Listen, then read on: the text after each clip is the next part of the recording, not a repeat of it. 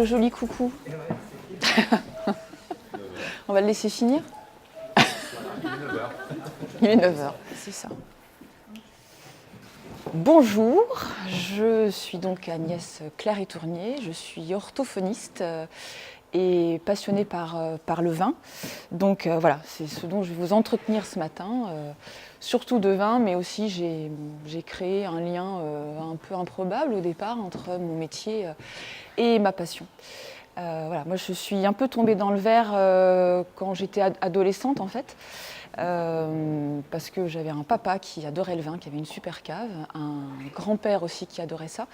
Et j'ai eu la chance qu'ils me fassent goûter certains de leurs crus préférés. Alors, j'ai tout de suite commencé par le sommet de la pyramide, parce que la cave de mon père était composée de grands Bourgogne blancs, de grands Bordeaux rouges et d'excellents champagnes. Donc il y a pire quoi, comme initiation. C'est difficile de ne pas être un peu déjà ému et conquis par ce genre de vin. Donc évidemment, ça m'a plu, voilà, et ça m'a d'autant plu que, en plus, je partageais ces moments-là avec deux personnes qui comptaient beaucoup pour moi, à savoir mon père et mon grand-père. Donc du coup, mon apprentissage, mon initiation au vin, c'est tout de suite teinté en fait d'émotion. Voilà, cette capacité émotionnelle et sensorielle, je pense que je l'ai développée comme tout le monde au fil du temps. Mon métier déjà m'a beaucoup aidée en fait là-dessus.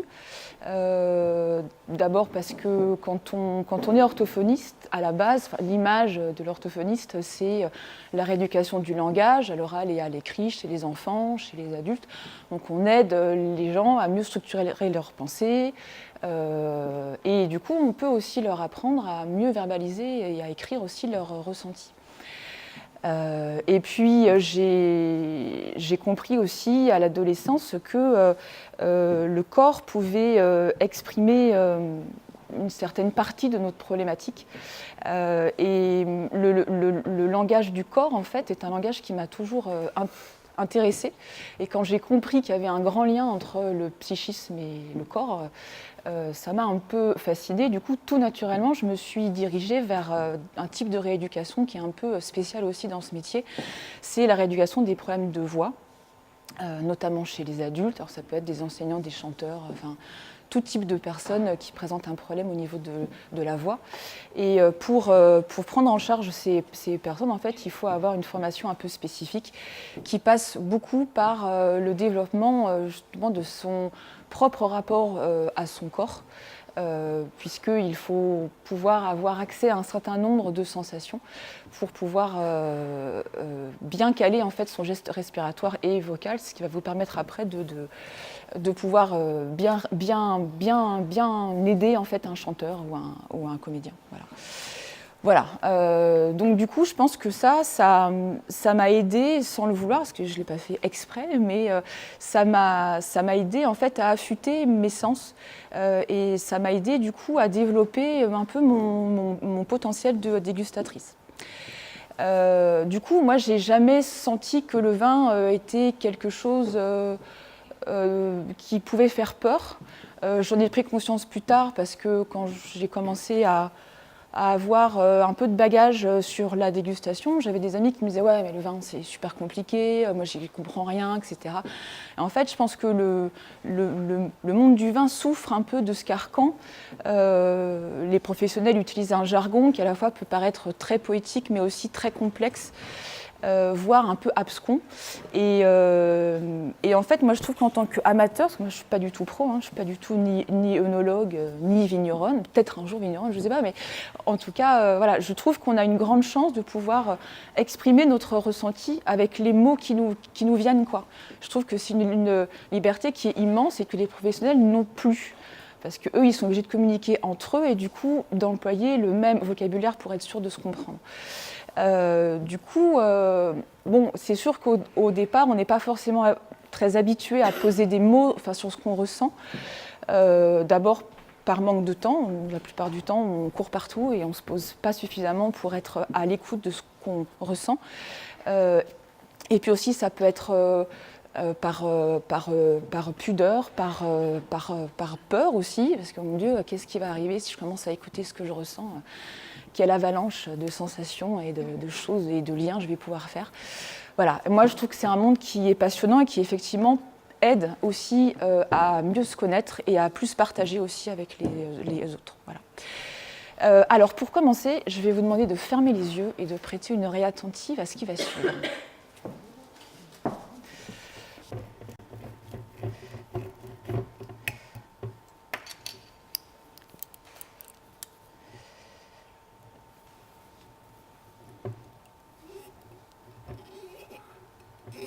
Ah non, on ne triche pas. Hein.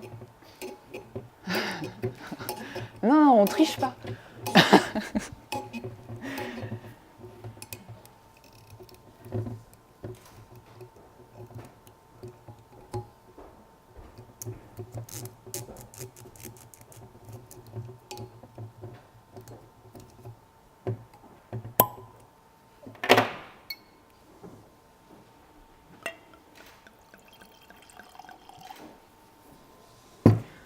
Voilà, vous venez de vivre une expérience sensorielle unique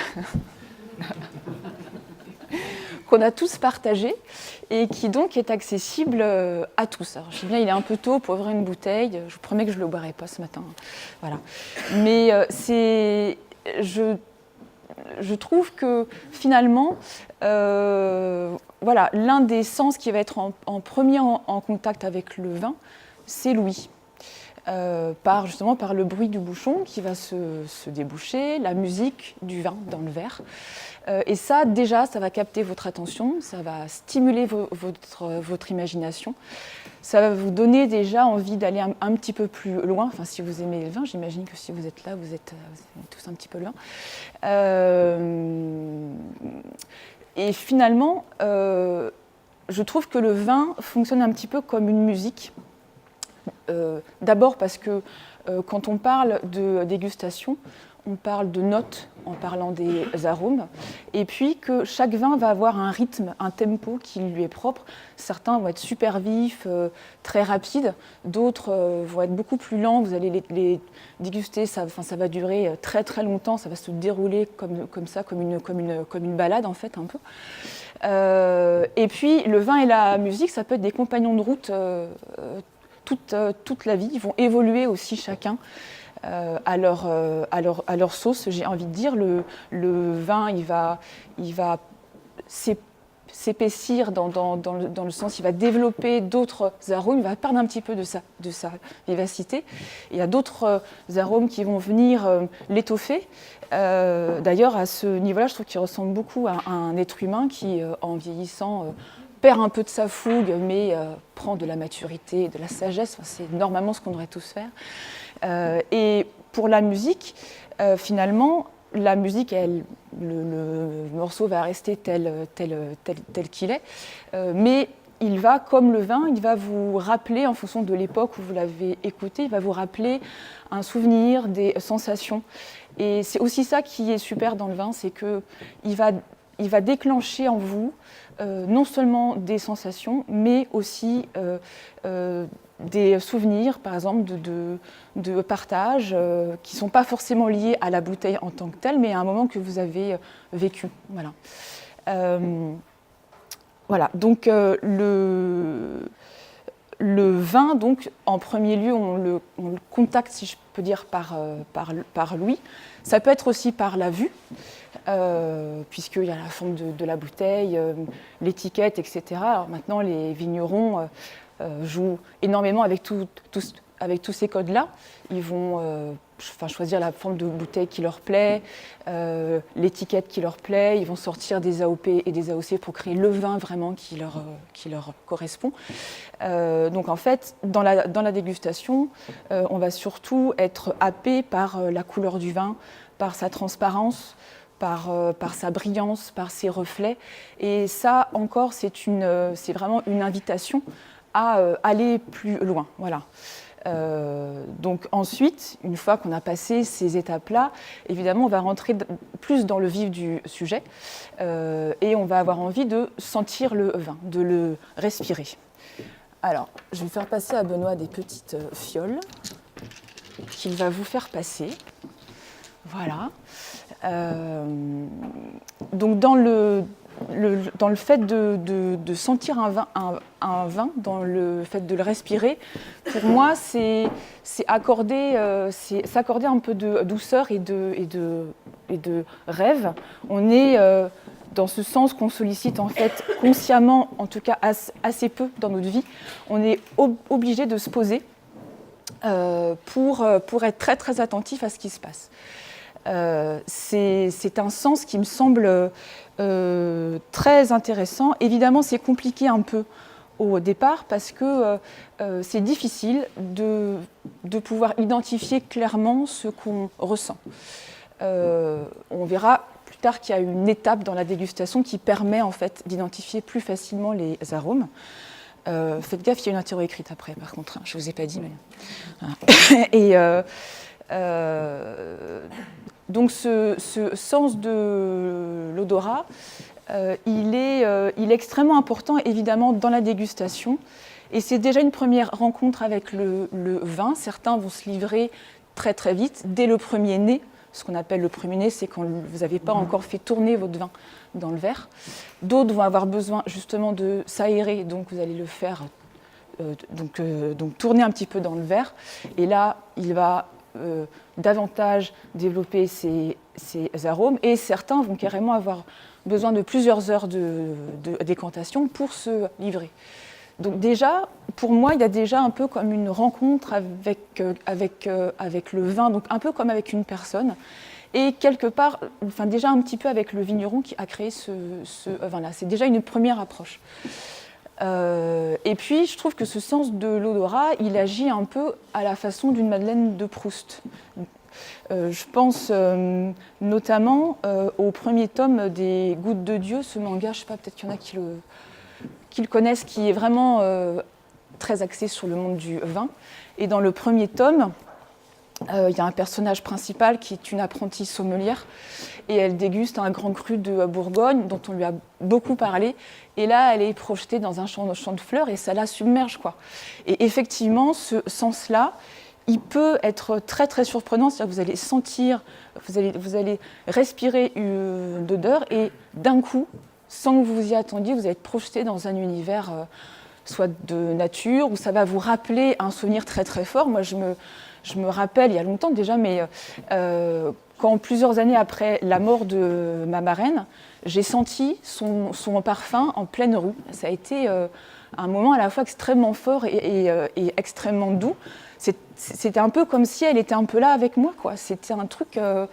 Voilà, et je crois qu'on peut tous avoir un peu ce type de sensations et de souvenirs, mais on n'est pas dans un monde auquel on peut avoir accès en fait à ça très facilement. Il faut vraiment se poser et un peu appuyer sur la touche pause, quoi, pour suspendre le temps. Moi, j'en ai besoin. C'est aussi pour ça que la dégustation du vin est quelque chose qui est importante pour moi. Voilà. Donc, oui, je vous disais tout à l'heure que pour identifier plus facilement les arômes, il y a un processus dans la dégustation qui est très important, c'est le processus de rétro-olfaction. Ce processus-là, en fait, il est typique d'une dégustation. Il arrive quand vous avez déjà pris une petite gorgée de vin dans votre bouche. Et en fait, vous allez le faire tourner, vous allez l'aspirer. Et les composés en fait, volatiles du vin vont aller cheminer jusqu'aux cellules olfactives par le biais du vol du palais qui est à l'arrière, qui fait comme une porte de communication avec les fosses nasales. Et du coup, ça, en fait, ça va vous aider à identifier beaucoup plus clairement les arômes. Je ne dis pas que ça se fait un coup de cuillère à peau, mais avec un peu d'expérience, vraiment, on arrive à se créer une banque de données sensorielles et on arrive à repérer davantage les fruits rouges, les épices, etc. Voilà. Du coup, une fois que vous avez le vin dans votre bouche, vous allez le rendre plus concret. C'est-à-dire vous avancez dans la rencontre de cette personne qui est le vin, en fait. Vous le cernez donc davantage. Vous pouvez arriver à à décrypter en fait davantage son caractère, sa personnalité. Et du coup, c'est déjà un peu comme une épreuve de vérité. Vous allez savoir s'il vous plaît ou pas. On a tous des papilles qui sont donc différentes. On est tous plus ou moins sensibles à certains types d'arômes et d'autres pas. Par exemple, certains d'entre vous vont être hypersensibles à l'acidité, d'autres à l'amertume, et vous allez être de vrais radars pour détecter ça. Et ça, il n'y a pas besoin d'être professionnel. Hein. Franchement, on a tous aussi des arômes qu'on ne sent pas. C'est-à-dire que même Robert Parker, hein, même lui, il n'est pas parfait. Voilà. Déjà, ça permet de se poser, de se dire, bon, bah, alors, on a le droit de se tromper aussi. Bah oui, c'est aussi en se trompant qu'on apprend et qu'on approfondit sa connaissance, d'ailleurs, dans n'importe quel domaine. Voilà. Oui, donc une fois que vous avez le vin dans votre bouche, ça le rend plus concret. Donc, par exemple, c'est ça que je voulais faire passer. Tiens, je te demande beaucoup de travail aujourd'hui. Donc ça le rend plus concret, c'est-à-dire que par exemple si au nez vous avez senti de la fraise ou de la framboise, une fois que vous êtes allé l'avoir en bouche, vous allez avoir presque cette impression que vous mangez ces fruits rouges. Donc les sensations que vous avez eues au nez, logiquement, si le vin en tout cas est à point, je dirais, elles vont être encore plus importantes. Vous allez intensifier en fait votre ressenti et puis vous allez avoir un contact direct avec le vin. Vous allez faire corps en fait avec lui. Il va venir tapisser toutes vos papilles et du coup il acquiert une texture. Il devient comme une personne ou un objet, enfin en tout cas il devient comme une substance qui est identifiable. Donc là, on est dans une polysensorialité. À la fois, vous goûtez, à la fois, vous sentez par le processus de rétro-olfaction, et en plus, vous touchez le vin. D'ailleurs, certains cavistes emploient une expression, la première fois que je l'ai entendue, ça m'a fait vraiment sourire. Ils parlent du toucher du vigneron sur ces vins. C'est une expression qui montre à quel point le vigneron s'engage et donne de sa personne en créant ces différentes cuvées.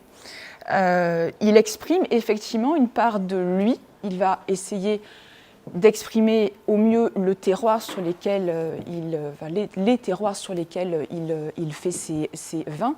Et puis, il va aussi le faire en fonction de sa sensibilité. Et c'est ça aussi le toucher du vigneron sur ses vins.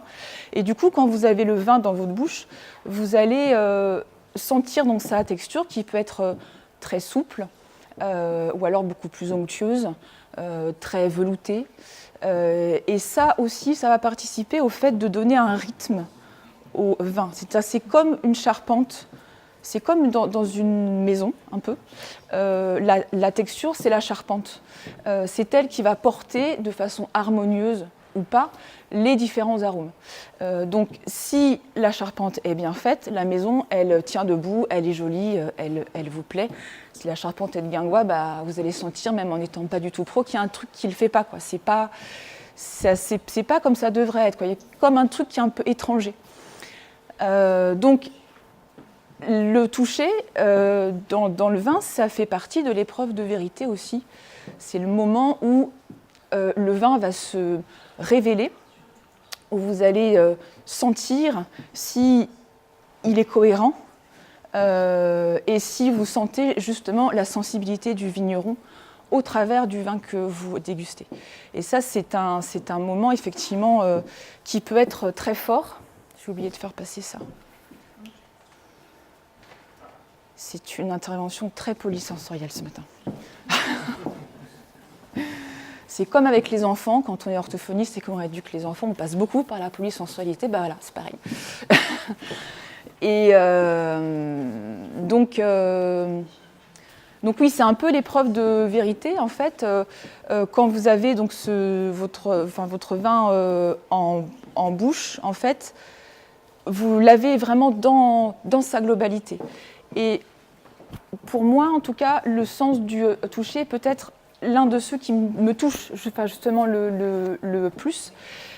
Parce que c'est un sens que j'utilise beaucoup dans mon métier, parce que j'ai fait des formations qui m'ont amené à apprendre certaines techniques de type thérapie manuelle qui m'aident à redonner de la mobilité aux zones qui vont être concernées par la respiration, la phonation, la déglutition.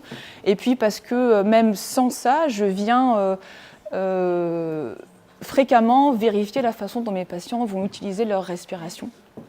Donc, on peut voir plein de choses quand on rééduque une voix, mais il faut aussi passer par le toucher. Donc pour moi, c'est un sens qui est très très important. Et en y réfléchissant, je trouve que c'est un sens qui est fondateur en fait. On l'oublie très souvent dans nos cultures. On n'a pas, par exemple, trop l'habitude de se faire masser. Les massages chez les enfants, il y a une partie des gens qui le font, mais ce n'est pas du tout inclus comme dans d'autres cultures. Et en fait, pourtant, la façon dont on touche un enfant, par exemple, ou dont on se touche entre nous, c'est fondateur. C'est-à-dire que c'est aussi ce qui va vous permettre de savoir si véritablement vous appréciez la personne qui est avec vous, ou si il y a un truc qui est dérangeant, c'est aussi un sens qui a une palette d'expression tellement infinie que tout est possible, en fait. Soit c'est constructeur, c'est très, très, très constructif, soit, au contraire, ça va être perturbant et ça peut même être destructeur. Voilà. Donc ce sens du toucher, pour moi, il est extrêmement important. Et en tant que dégustatrice tout amateur, il m'aide, je pense que je lui accorde une place très, très importante. L'une des choses qui compte pour moi quand je déguste un vin, c'est de sentir sa cohérence. Et pour moi, ça passe par sa texture, beaucoup. Voilà. Oui, je me rends compte que j'ai oublié de vous parler de quelque chose aussi. Donc, tant que j'y suis, ça va, j'ai encore un peu de temps ou pas? Un tout petit peu? 5 minutes, c'est parfait, super. Oui, dans mon intérêt pour le vin, à un moment donné, j'ai eu l'envie en fait de réfléchir en fait davantage sur ma passion. Et quand j'ai besoin de réfléchir sur ma passion ou sur n'importe quel sujet, je passe par l'écrit en fait. Le fait d'écrire, ça m'aide je me mets un peu comme dans une bulle, je me distancie du monde et je commence à poser des mots sur le papier ou sur l'ordinateur. Et ça m'aide à mieux comprendre, à mieux cerner le sujet qui m'intéresse ou qui me pose question. Voilà. Donc, pour moi, quand j'écris sur le vin, effectivement, ça m'aide à comprendre ce que j'aime dans tel vin et ce qui me porte vraiment dans ma passion. Mais c'est aussi un moment, comme dans la dégustation, où je vais retrouver ce temps qui se suspend, dont j'ai besoin, moi, assez fréquemment, en fait, pour me régénérer. Voilà. Je pense que j'ai effectivement ce besoin de pouvoir exprimer ma capacité en fait, sensorielle pour mieux revenir dans le monde un peu agité là, dans lequel on vit tous. Voilà. Donc voilà, je vous ai fait un peu... je vous ai parlé de pas mal de choses et finalement, je me dis que je vous ai parlé de choses qui se vivent avant de s'exprimer. Faut d'abord capter et être à l'écoute et accueillir les sensations qui vont être entraînées par la dégustation du vin avant de pouvoir les verbaliser. Et puis parfois, vous n'allez pas avoir envie de les verbaliser. Il y a certains vins qui vont être tellement forts sur le plan des émotions, ils vont vous sembler en fait tellement parfaits que vous n'allez pas du tout avoir envie, il va vous sembler qu'il n'existe pas de mots pour qualifier ça. Et du coup, ça va se faire, vous allez partager ça par un sourire, un silence ou un regard, et ça va être suffisant. Pour autant, je crois que c'est quand même ça reste très intéressant de partager votre ressenti, parce que ça vous met aussi dans l'intimité avec les personnes avec lesquelles vous allez partager tel ou tel vin. Chaque ressenti va être différent et c'est encore une autre façon de s'approcher de l'autre et de le comprendre dans ce qui va être très commun comme ressenti avec l'autre, et aussi ce qui va être très, très, très différent. Voilà, donc c'est aussi une ouverture vers les autres et vers le monde. Donc c'est une rencontre évidemment plus intime avec les personnes qui vous entourent, avec le vigneron, même si vous ne le connaissez pas, au travers de ces vins, vous captez beaucoup, beaucoup de choses. Et moi, je sais que j'ai rencontré un certain nombre de vignerons parce que j'ai goûté leurs vins et que j'ai eu envie de les connaître mieux. Donc c'est vraiment une première approche. Donc voilà, je ne peux que vous exhorter à explorer davantage votre sensorialité pour mieux vous connaître, pour plus partager et d'une certaine façon pour être peut-être plus heureux dans ce monde. Ça peut paraître un peu utopique, mais si on n'a pas quelques idéaux, où va-t-on? Voilà. Merci beaucoup. Je vous laisse...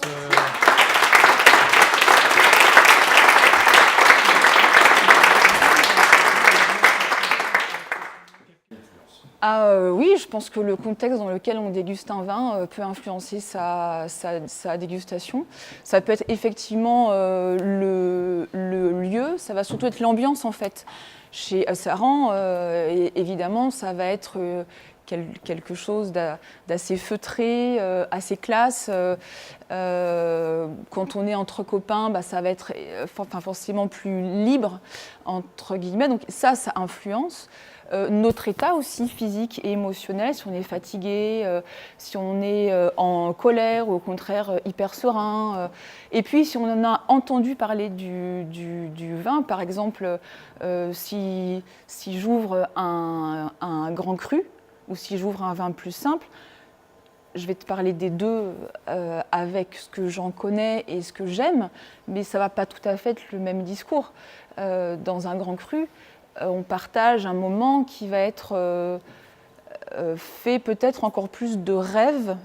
Il me semble qu'ils vendent ça aussi. Quand on achète un grand cru, on achète une part de rêve qui me semble être plus importante qu'un vin plus simple, entre guillemets, bien que j'ai pu avoir des émotions extrêmement fortes avec des vins beaucoup plus simples. Hein. Mais oui, pour répondre à ta question, bien sûr, je pense que tout influence. En fait. Deux autres questions, parce qu'on ne peut pas... Carrément. Si on déguste un Châteaubriand, oui. ou bien la villageoise. C'est pas tout à fait pareil, en fait. Ça, c'est la première question. Est-ce que le fait de savoir que c'est un Châteaubriand, bon, villageoise non, hein, oui. Ça agit. Oui. Et puis, deuxième question, est-ce que le fait qu'on soit 2, 3, 4 à déguster du vin, est-ce que ça change quelque chose? Oui, alors le fait de savoir le vin que tu vas déguster, bien sûr, ça influence. D'ailleurs, il y a pas mal de dégustateurs professionnels qui se sont fait avoir en dégustant à l'aveugle. Et parfois, c'est des petits vins qui gagnent face à des grands crus. Hein. Donc, effectivement, bien sûr, c'est pour ça tout à l'heure que je disais que quand on achète un grand cru, on achète une part de rêve, quoi. Un truc comme ça, complètement très, très évanescent, en fait. Et l'autre question, c'était si on est plusieurs ou pas. Si on est 2, si on est 4. Alors, je ne sais pas si c'est le nombre, mais c'est surtout l'atmosphère. C'est-à-dire que si les gens qui sont autour de toi sont attentifs à ce moment-là, évidemment, ce n'est pas pareil que si tout le monde parle et se tape sur l'épaule. C'est deux moments qui vont être très, très différents. Ça peut être très agréable dans les deux cas, mais la dégustation, un peu comme introspection, comme je la fais moi, j'ai besoin d'être dans une bulle un peu quand même. Voilà. Donc pas à 12, enfin à moins d'être 12 yogis, quoi. Sinon, non. Ouais. Oui, j'aimerais savoir le vin le plus mémorable que tu as jamais. Là, il y en a déjà 3. Donc, il y a un château Rayas 2005, rouge, donc un château neuf. Qui m'a vraiment, ça c'est vraiment l'un des meilleurs vins que j'ai bu, un ermitage blanc de chez Chave, un vin qui est plus simple, d'un domaine qui est en Saint-Chinian, qui s'appelle Midi Rouge, de Bory la Vitarelle, qui m'a donné aussi beaucoup d'émotions. Et les premiers vins que j'ai dégustés quand j'étais donc plus adolescente et jeune adulte, c'était surtout des grands Bordeaux rouges en fait. Et je me rappelle de Grueux-la-Rose 78, de Château Lafite 81, de grands crus qui m'ont beaucoup ému, ouais, c'est sûr. Voilà. Comment on fait pour après boire des vins plus sains? Mais il faut des vins pour tous les moments. On ne peut pas boire que des grands crus. Moi, je trouve que le fait de commencer en dégustant des grands crus, ça m'a ouvert vers le monde du vin. Mais je trouve qu'en plus, à l'heure actuelle, les vignerons, c'est des auteurs, c'est des créateurs, quoi. Je pense que c'est au-delà du métier, c'est vraiment devenu un art à part entière, quoi.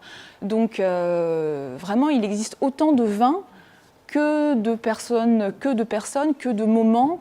Donc on peut évoluer avec le vin et changer de goût. Il y aura toujours un vin en fait qui va te plaire à un moment ou à un autre. Voilà. Après, il y a plein de vins qui me plaisent. Hein, mais... Bah c'est bien. C'est ce qu'il faut. La difficulté, c'est de se dire qu'il y a quelque chose à aller chercher en plus du truc instantané. Mais ouais, mais à la fois, je pense que le monde du vin, dans les sensations qu'il va te donner, c'est infini, en fait. Ça peut durer une vie entière, même plusieurs vies. Donc voilà, il faut cheminer. Pour apprécier le vin à sa juste valeur. Alors, quand on déguste professionnellement, souvent les dégustations, elles se font en deuxième partie de matinée et en soirée. Je crois que le meilleur moment pour moi, c'est effectivement vers 11h, en fait, pour l'apéro, quoi, en fait. Non, je plaisante. En fait, ouais, c'est un peu tôt encore, c'est un peu tôt. Mais les dégustateurs pros, ils peuvent effectivement déguster dès 9h, hein. C'est pas, voilà... Il y en a un qui opine du chef là juste à côté de toi. C'est en fait la meilleure façon, en tout cas, c'est de ne pas manger en même temps. C'est d'avoir le palais le plus neutre possible, voilà, d'être en bonne forme, c'est-à-dire d'avoir suffisamment dormi, de ne pas avoir de problèmes de santé, évidemment, de ne pas être super enrhumé, etc. Voilà, il faut être dans un état, il faut quand même être assez concentré. Et se faire confiance en fait aussi, parce qu'au final, je pense qu'un bon dégustateur, c'est quelqu'un qui fait avant tout confiance à ce qu'il ressent et qui ne va pas être influencé par les dictates, les modes ou la vie des copains, quoi. Voilà. Donc il faut vraiment se mettre dans sa bulle. C'est vrai, c'est un peu comme une sorte de méditation en fait. Hein. Voilà. Oui. Est-ce que les vins bio sont vraiment différents? Alors il y a vin bio et vin nature en fait. Le vin nature, c'est celui vraiment qui a zéro soufre, qui est fait vraiment dans le plus grand respect de Dame Nature justement. Les vins bio, ils ont droit quand même à mettre quelques petites bricoles dans leur vin. C'est de toute façon une démarche qui est différente des vins classiques. Bon, je ne veux pas dire du mal des Bordelais, mais c'est vrai qu'ils sont un peu en retard par rapport à l'agriculture bio et biodynamique. Mais effectivement, un vin qui a plus de soufre, dont les raisins ont été plus traités, c'est un vin que peut-être tu vas moins bien digérer, qui va te faire un peu plus mal. Je ne dis pas que c'est le cas en permanence, mais moi j'ai remarqué en tout cas, je trouve que le raisin c'est quand même l'un des fruits les plus traités. Si on peut se faire plaisir en se faisant du bien, c'est quand même mieux. Après, ça m'arrive évidemment de boire des vins qui ne sont pas bio ni biodynamiques, mais plus j'avance, plus je vais quand même vers ce type de vin. Et c'est vrai que c'est des vins qui souffrent encore un peu de leur image. On dit, mais c'est pas forcément bon. Il y a beaucoup de vignerons qui font des vins bio et nature et qui sont des vins très très intéressants. Mais c'est vrai que c'est des goûts qui sont très très différents, par contre. Voilà. D'autres questions ? Oui. Oula, oula. Je crois avoir compris que les vins bio, enfin, je ne sais pas si on peut dire Oui. sulfate aussi, ce sont des vins qui, les vignerons prennent plus de risques. Parce que finalement, parce ils ne savent pas comment le vin... Ouais, parce qu'en fait, en sulfitant, en mettant donc du soufre, en fait, c'est la seule chose qui permet de conserver. Donc en n'en mettant pas ou très peu, ils prennent le risque que leur vin bouge beaucoup et tourne, entre guillemets, quoi, qu'il n'arrive pas à être conservé. Alors maintenant, c'est vrai qu'on fait du vin pour une consommation plus courte dans le temps. Avant, par exemple, les Bordelais, ils faisaient du vin qu'on pouvait ouvrir à partir de 15 ans, quoi. Maintenant, on peut boire un vin généralement dans les 5 ans. Mais il n'empêche qu'effectivement, les vins bio et nature, notamment, voilà, c'est un risque. Donc il faut vraiment bien le conserver dans un endroit à température très très stable, avec une bonne hygrométrie.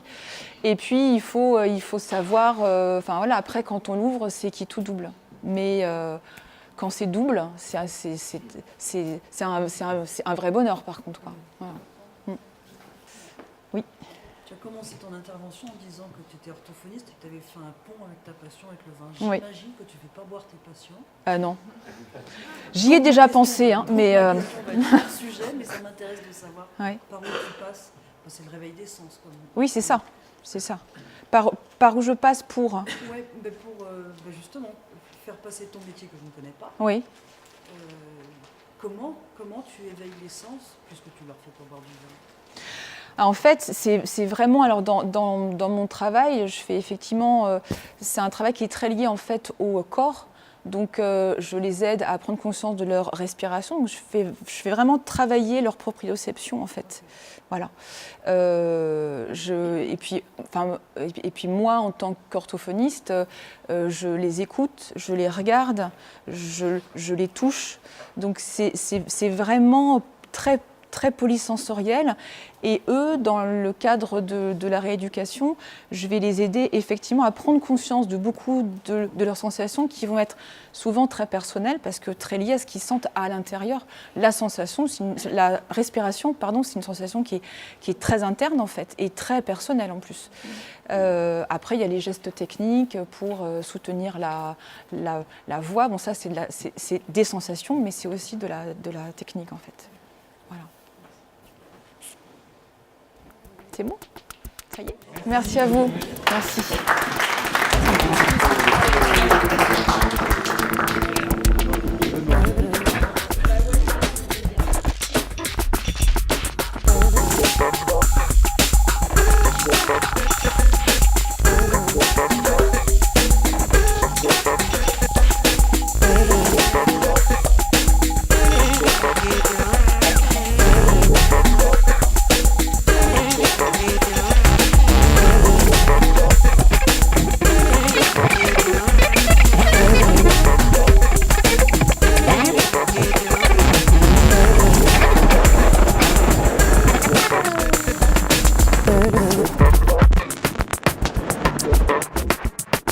Mm-hmm.